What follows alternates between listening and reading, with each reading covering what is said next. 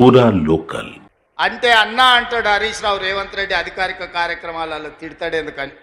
ఆయన ఇవాళ మాట్లాడుతుంటే చంద్రశేఖరరావు గారంట తెలంగాణ జాతిపిత అంట. మిత్రులారా, ఇట్లా మాట్లాడితే ఇంకా నేను ఏదో ఒకటి అనకపోతే ఎట్లయితుంది మీరు చెప్పుర్రి. జాతిపిత గురించి మీకు తెలుసు కదా. ఆ జాతిపితకు మందు వాసన పడుతుందా? గుజరాతుల్నే బంధు పెట్టించింది, అవునా? ఆ జాతిపిత గాంధీ ఆశ్రమాలలో ఉన్నాడు, నిరాడంబరంగా ఉన్నాడు. మరి ఈ జాతిపిత వాసన లేకుండా నిద్ర లేస్తాడా? ఆ జాతిపిత ఎక్కడా? ఈ జాతిపిత ఎక్కడా? ఆ జాతిపిత ఎక్కడో చిన్న చిన్న దళిత వాడల్లో జీవితం గడిపితే 100 ఎకరాల ఫామ్ హౌజుల్లో ఈ జాతిపిత గారు ఉన్నారు. ఈయన జాతిపిత ఎట్లయితాడని నేను అడుగుతున్నా. అసలు పోల్చుకోవడానికన్నా పొంతన ఉండాలి కదా. పులిని చూసి నక్క వాతలు పెట్టుకుంటే వాతలతోని నక్క పులి అయిపోతుందా?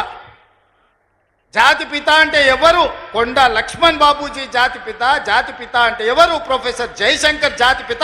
ఏ పదవి లేకుండా సర్వం త్యాగం చేసి ఈ దేశం కోసము, స్వతంత్రం కోసము, తెలంగాణ రాష్ట్రం కోసం సర్వం దారబోసిన కొండా లక్ష్మణ్ బాపూజీనో ప్రొఫెసర్ జయశంకర్ తెలంగాణకు జాతిపిత అవుతాడు తప్పితే నోరు తెరిస్తే అబద్ధాలు చెప్పేటోడు, తెలంగాణ రాష్ట్రాన్ని దోసుకున్నాడు, 100 ఎకరాల ఫామ్ హౌజులు కట్టుకున్నాడు, 1,00,000 కోట్ల రూపాయలు సంపాదించుకున్నాడు, టీవీలు పేపర్లు పెట్టుకొని అబద్ధాలను విషప్రచారం చేసేటోడు తెలంగాణ జాతిపిత ఎట్లయితాడని తాటి చెట్టులాగా పెరిగినాయని నేను అడుగుతున్నా.